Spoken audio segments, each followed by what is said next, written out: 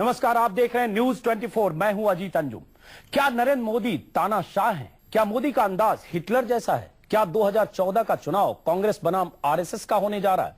क्या 2014 का चुनाव मोदी हार गए तो उनका सियासी कैरियर हमेशा के लिए खत्म हो जाएगा? क्या कांग्रेस हाथी है और बीजेपी सियार? ये सवाल इसलिए उठ रहे हैं क्योंकि कांग्रेस के बौद्धिक चेहरों में से एक केंद्र सरकार में मंत्री जयराम रमेश ने कुछ ऐसी ही टिप्पणियां की है जिनसे मोदी की शख्सियत को लेकर एक नई बहस शुरू हो गई है। जयराम रमेश ने कहा है मोदी का अंदाज, उनका काम करने का तरीका और उनकी पूरी सोच हिटलर के दौर की याद ताजा करने वाली है। जयराम ने मोदी और राहुल गांधी की भी तुलना की है। उन्हें यकीन है कि राहुल गांधी में गिरकर भी संभलने का मादा है, लेकिन 2014 में अगर मोदी हारे तो उनका गुब्बारा हमेशा के लिए फूट जाएगा। अब सवाल यह है कि क्या मोदी वाकई तानाशाह हैं या एक महज सियासी बयान है? और साथ में यह भी सवाल है, क्या कांग्रेस मोदी की आक्रामकता और मोदी के हमलावर तेवर से डरी हुई है, इसलिए कांग्रेस नेता ऐसे बयान दे रहे हैं? सवाल यह भी है कि क्या कांग्रेस इस बात के अंदेशे से दुबली हुई जा रही है कि मोदी जीत सकते हैं और कांग्रेस को शिकस्त मिल सकती है, इसलिए कांग्रेस नेता राहुल गांधी के दूरदृष्टि की बात कर रहे हैं? हम इन्हीं सवालों का जवाब तलाशेंगे, लेकिन सबसे पहले देखें जयराम रमेश ने कहा क्या है। If Mr. Modi loses 2014, his story is over. His balloon is burst. If Mr. Gandhi does not do well in 2014, he's still going to be around. Because he's actually, my frustration is that he's too forward looking. Really, I told you, Congress Party is a giant elephant, giant elephant. It moves slowly. When it moves certainly, but it takes a long time to move.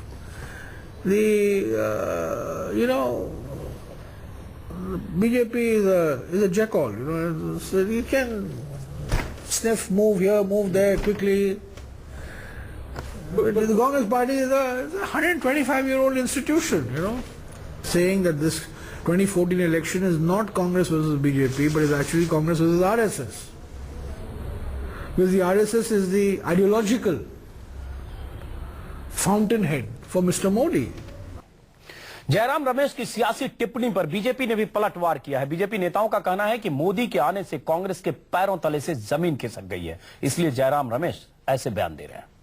Rahul Gandhi ji और नरेंद्र मोदी जी में तो हम मुकाबला कर नहीं रहे हैं, क्योंकि राहुल गांधी जी की एक पार्टी है जो उनके परिवार की पार्टी है। मम्मी पापा, दादा नानी, दीदी, जीजा, ये सब पार्टी है उनकी, तो इसलिए उस पार्टी में तो किसी और को कोई ऑप्शन है ही नहीं। इसलिए जो है वो एक ही ऑप्शन है, वो ऑप्शन है वो एक परिवार का।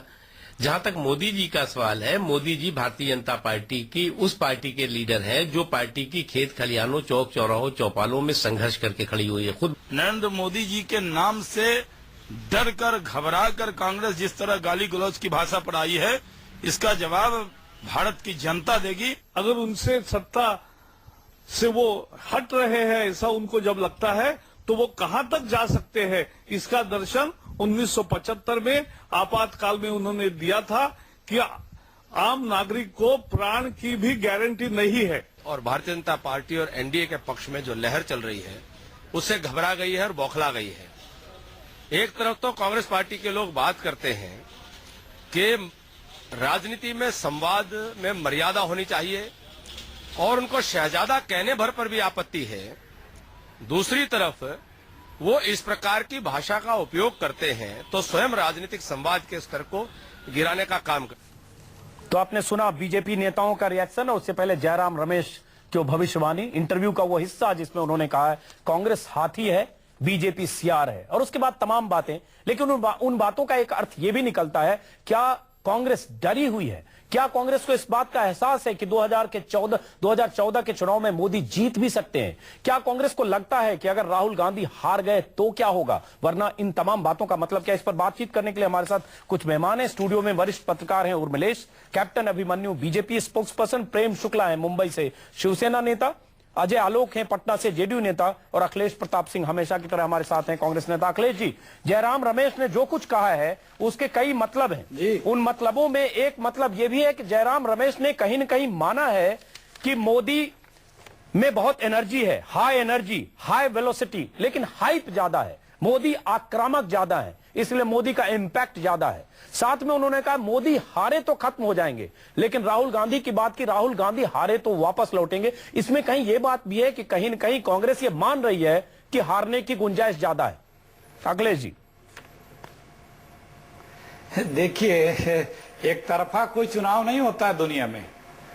अगर कांग्रेस पार्टी 10 सालों से सत्ता में है तो विपक्ष भी तो है, और हम ये मान लें कि विपक्ष नहीं है, भले विपक्ष 10-15 पार्टियों का है, 20 पार्टियों का है, तो चुनाव तो हो ही रहा है ना। अब विपक्ष कहां पे टिकता है, किस पायदान पे है, मुद्दा ये है।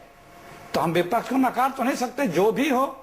नहीं, मुद्दा ये नहीं है। आपने जयराम रमेश ने यह भी कहा, अखिलेश जी, जयराम रमेश ने यह कहा कि राहुल गांधी चुनाव की नहीं सोचते हैं, शॉर्ट टर्म नहीं सोचते हैं, लॉन्ग टर्म सोचते हैं। चुनाव तो शॉर्ट टर्म है। और उन्होंने ये भी कहा इसलिए हम जैसे लोग फ्रस्ट्रेट होते हैं, शुरू से हम जैसे लोग फ्रस्ट्रेट होते हैं। जयराम रमेश का ये कहना बहुत मायने रखता है कि फ्रस्ट्रेशन है नेताओं में कि राहुल गांधी 2014 के चुनाव के लिए स्ट्रेटजी नहीं बना रहे हैं। जब से मैं आपके चैनलों पे कई बार कह चुका हूं, राहुल जी बार बार ये कहते हैं कि सत्ता में आना या चुनाव जीतना ही सिर्फ लक्ष्य नहीं है।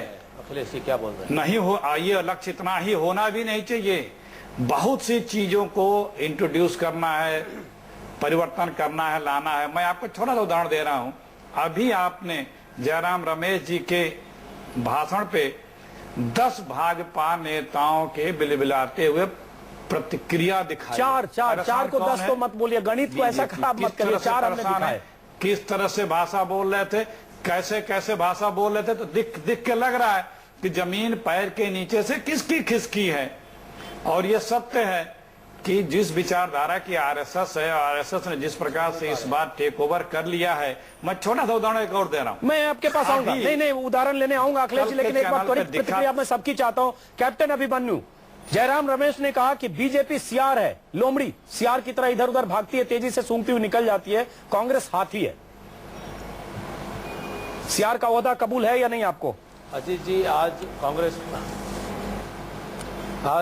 कांग्रेस पार्टी की जो स्थिति है, पूरे देश में इनके महंगाई, भ्रष्टाचार और बेरोजगारी, भूखमरी और गरीबी के कारण, राष्ट्रीय सुरक्षा पर इनकी सरकार के फेल हो जाने के कारण, तमाम घोटालों के कारण जनता का आक्रोश इतना ज्यादा है कि इनके नेता आज बौखला गए हैं, घबरा गए हैं सामने खड़ी हुई हार को देख करके। और अनर्गल बयानबाजी और राजनीतिक संवाद के स्तर को आज न्यूनतम स्तर पर ये लेकर के जा रहे हैं। ये वो लोग हैं जो कहते थे कि इनको आपत्ति है कि मोदी जी शहजादा ना कहें इनके उपाध्यक्ष को।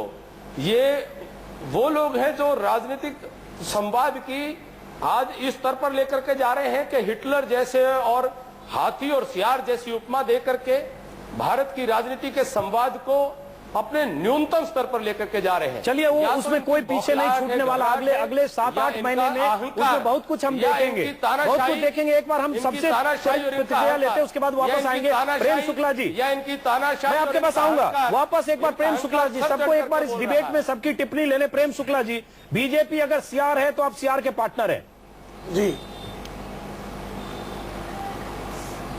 नहीं, पहले तो कांग्रेस की ये दोगलेपन की हद है कि यदि आपको शहजादा कहा जाता है तो मिर्ची लग जाती है, और आप दूसरों को यमदूत और सियार, सांप, जहर, पता नहीं क्या क्या उपमाएं दे देते हैं। अभी तो सियार ही कहा है। तो कांग्रेस का ये चाहती है कि उसको अपशब्द बोलने का अधिकार रहे और बाकी दलों को शब्द बोलने का भी अधिकार नहीं रहे, ये स्पष्ट होना चाहिए। यदि वो भारतीय जनता सियार आपको रफ्तार के मामले में कहा है कि हाथी है, हाथी धीरे धीरे चलता है, सियार बहुत तेजी से इधर उधर से भागता है, उनके कहने का ये मतलब था। मतलब शॉर्ट टर्म कि आज ठीक है सियार हो सकता है 2014 के चुनाव में सियार पार्टी जीत जाए, लेकिन आगे हार गए तो कहने का मतलब भी तो ऐसे ही था। अजीत भाई उस समय जब मोदी जी उनको शहजादा कह रहे थे तो शहजादा तो बहुत ही सभ्य शब्द था। उस शब्दावली पर जनार्दन द्विवेदी जी बिफर पड़े, लेकिन आज सियार कह रहे हैं उनके प्रवक्ता, दूसरे प्रवक्ता जहर कह रहे हैं। तो ये सिद्ध करता है कि आप जब विपक्षी के लिए बहुत ज्यादा इस तरह की उपमाएं जो अपमानजनक हो वो कहने पर आमादा हो जाएं, तो निश्चित तौर पर आपके मन में आशंका गहरी बैठ गई है कि नरेंद्र मोदी के आने से भारतीय जनता पार्टी राष्ट्रीय जनतांत्रिक गठबंधन के कैडर में जो उत्साह आया है उसे कांग्रेस को जो है भय की आशंका से वो ग्रस्त। चलिए, आपने अपनी बात में वापस हम एक बार फिर लौटेंगे, आपके पास भी पटना आएंगे अजय आलोक जी। उर्मिलेश से एक बार उर्मिलेश जी से इस पर टिप्पणी देते। उर्मिलेश जी, इसको किस तरह से देखते, जो एनालाइज किया लग रहा है जयराम रमेश कांग्रेस मंत्री नेता कम एक पॉलिटिकल एनालिस्ट की तरह दोनों की तुलना कर रहे हैं, उसमें कुछ खामी राहुल गांधी की भी कर रहे हैं। राहुल गांधी के लॉन्ग टर्म विजन की बात करते हुए शॉर्ट टर्म चुनाव में नुकसान का अंदेशा भी जता रहे हैं कि हम फ्रस्ट्रेट हो जाते हैं क्योंकि राहुल गांधी लंबी सोचते हैं, इलेक्शन शॉर्ट टर्म है। ये कहना कहीं डर है कांग्रेस नेताओं का फ्रस्ट्रेशन कि मोदी जिस ढंग से आ रहे, क्योंकि मोदी की आक्रामकता की बात करते हैं, मोदी की एक तरह से तारीफ करते हैं उनके जो डायनामिज्म की, और साथ में एक चिंता कहीं ये झलकती है इसमें। देखिए, इसमें अगर जयराम रमेश के पूरे वक्तव्य को पर्सपेक्टिव में देखा जाए, साथ में हिटलर से भी तुलना उन्होंने की बिना नाम लिए तो 1930 के जर्मनी की, तो अगर पूरे पर्सपेक्टिव में देखा जाए तो वो एक तरह का डिस्कोर्स है जिसमें मुझे लगता है कि वो चूंकि कांग्रेस के वॉर रूम के स्ट्रेटजिस्ट हैं, तो कहीं ना कहीं क्योंकि चुनाव हमारे देश में जो होता है और चुनाव के साथ जो पॉलिटिक्स और विमर्श होता है वो बहुत मैच्योर नहीं होता उसमें उस तरह की प्रौढ़ता नहीं रहती है कि लोग जयकाल और एलिफेंट की बात को प्रतीकात्मक ढंग से लें। वो वर्चुअली उसको ले लेते हैं कि शाब्दिक अर्थ में लेके और दिल पर लेके बैठ गए जी। तो कभी कोई पिल्ला कहता है, कभी कोई जयकाल कह देता है, तो इसको लेकर लगता है कि अब शब्दों की बौछार हो गई है। लेकिन दरअसल अगर देखा जाए जयराम की पूरी बात को एक पर्सपेक्टिव में, तो वो काफी हद तक अपनी बात को केंद्रित कर रहे हैं इस तरफ कि आप जैसे लोग या हमारे जैसे लोग अखबार और स्टूडियो में कांग्रेस की बात को लेकर बहस करें या विमर्श के केंद्र में कांग्रेस आ जाए। क्योंकि आज जो उन्होंने कहा है वो कोई नई बात नहीं कही है, लेकिन एक खास ढंग से कहा है। वो कह रहे हैं कि बड़ी तेजी दिखाई दे रही है जो मोदी साहब में, बीजेपी जो है बड़ी चतुर और चालाक दिख रही है, हम लोग बड़ी पार्टी हैं, हम लोग बड़े आहिस्ते चलने वाले लोग हैं, हमारे पास ज्यादा कॉन्क्रीट प्रोग्राम है, कॉन्क्रीट एजेंडा है। तो कुल मिलाकर कांग्रेस और बीजेपी के मनस्थिति को, मानस को, उनके पॉलिटिकल डिस्कोर्स को वो एक तरह से व्यक्त कर रहे हैं। मुझे जो लगता साथ में ये भी होता है कि एक उनका डर है, क्योंकि जब वो कहते हैं कि हम जैसे लोग फ्रस्ट्रेट होते हैं, इसका मतलब उन्हें लगता है कि आने वाले समय में जो 2014 का चुनाव है वो उनके लिए मुश्किल होगा।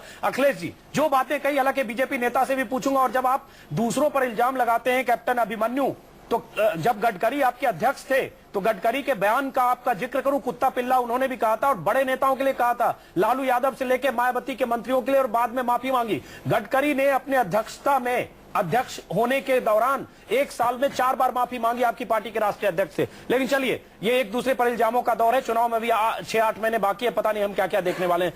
अखिलेश प्रताप सिंह, जब आप मोदी की आलोचना करते हैं, मोदी की तारीफ करते हैं और मोदी के आक्रामक शैली की बात करते हैं, और साथ में ये कहते हैं राहुल इतनी आक्रामकता से बात नहीं करते हैं, तो अपना डर भी जताते हैं। आज आप जो भी कहें, लेकिन कहीं न कहीं कांग्रेस में ये मोदी फोबिया है कि डर लग रहा है कि मोदी कहीं आने वाले समय में 4-6 महीने में मोदी भारी न पड़ जाए। ये इस बयान को, इस इंटरव्यू को अगर एनालिसिस करेंगे तो इसमें एक ध्वनि ये भी निकलती है। अखिलेश जी, पहली बात, मोदी की आक्रामकता शब्द जो आपने यूज किया, मैंने यूज नहीं किया, उन्होंने कहा, वो हिटलर शाही है। वो जो आपने कहा उनकी वो हिटलर शाही है, चाहे वो पार्टी के अंदर हो चाहे पार्टी के बाहर।